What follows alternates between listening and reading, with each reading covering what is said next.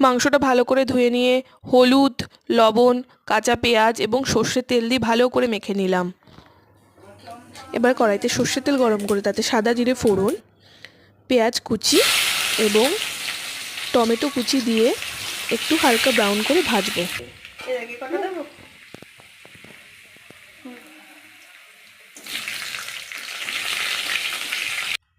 এবার ম্যারিনেট করা মাংসটা দিয়ে আমি একটু তেলে হালকা ভেজে নিচ্ছি।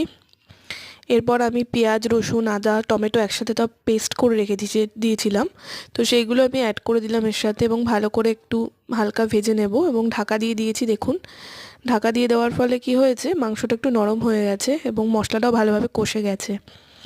তো এইভাবে আমি কষিয়ে নিয়েছি মাংস। ভাজা আলু ছিল, ভাজা আলুটাও আমি এর সাথে অ্যাড করে দিলাম এবং মাংসটা